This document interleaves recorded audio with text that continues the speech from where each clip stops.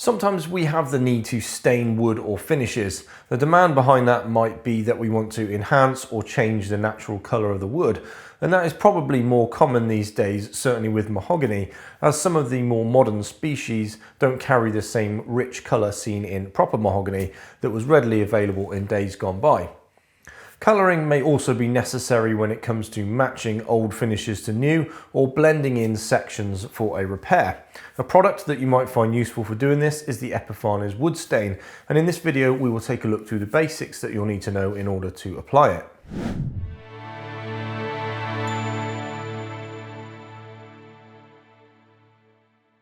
So the Epifanes wood stain is available in two colours. Classic mahogany has a warm red-brown colour to it, typical to what you would see on many classic mahogany boats. This stain will help you to replicate that colour should you need a little more depth in your wood finish. A teak colour is also available, offering a classic golden teak tone to your surface. This stain is a versatile product and it can be applied as a standalone product directly to the bare wood grain, but it can also be blended with many of the Epifanes varnish products to introduce colour into the surface as the varnish is applied. Outside of the Epifanes range, this can also be added into West System epoxy if that is going to be used as a base for a clear coating system that you would like to colour. Application can be done with a range of methods from cloth to brush and roller, and my recommendation for this depends on how you are applying the stain, which we will get to next. So let's take a look at how to apply it.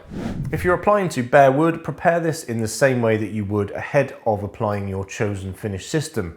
This would typically involve sanding the wood to around 180 grit maximum, sanding by hand in the direction of the wood grain.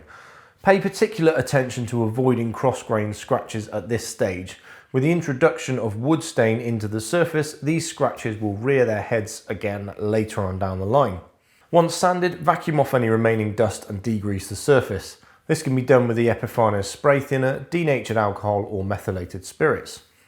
Before application, shake the tin thoroughly to ensure the product is well mixed. Application can then be done by cloth, brush or roller. My recommendation for bare wood application is a lint-free cloth. Apply some stain to the cloth to begin saturating it. Whilst the cloth may absorb a lot initially, you will need progressively less as you go forwards, and a little stain will go a long way. So start off steadily and apply more as you get a feel for how much you will need. Work through your surface in a methodical route and aim to continually advance the wet edge of the stain without leaving an edge or streak to dry out. Application can be done in any direction, but it should be finished off with long strokes in the direction of the wood grain. The stain will dry as these solvents evaporate.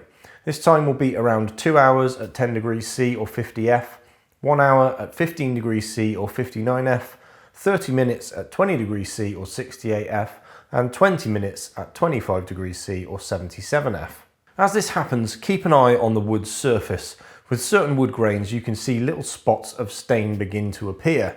This is usually evident in woods that have a porous grain that's absorbed a lot of the stain. These act like little straws containing solvent, and they can continue to release the product for longer than the rest of the surface. If you see this happen, to prevent leaving marks on your surface, continue to wipe over the surface with your cloth, but with no more stain applied to it. Allow the surface and the cloth to progressively dry out as you go, and you should end up with a nice even mark-free colour. Anything up to 3 coats can be applied using this method, and each consecutive coat will deepen the colour further. Allow each coat to fully dry before proceeding with the next. Before moving on to your varnish application, allow the stain to fully dry. The recommendation for this is at least 3 days at 20 degrees C or 68 F.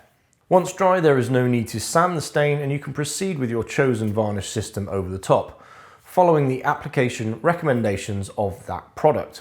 Take a look at some of my other quick guide videos for tutorials on how to do this. If you have stained the bare wood, then there is not generally a need to also tint the varnish. You can apply clear only coats from now on.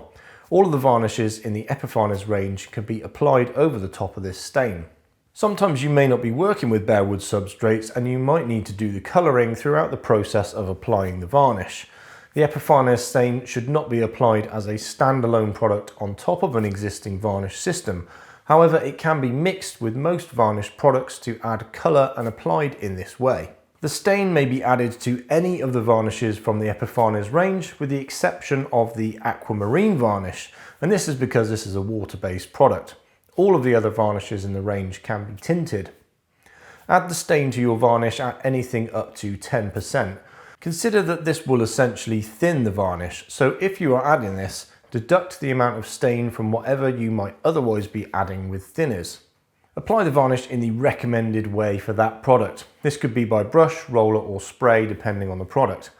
Adding the tint may only be necessary for a few coats or in selected areas when blending colours in. Apply the tinted varnish until the desired colour or match is reached and then proceed with untinted coats from then on. Consider the colour that you are building when it comes to application and sanding.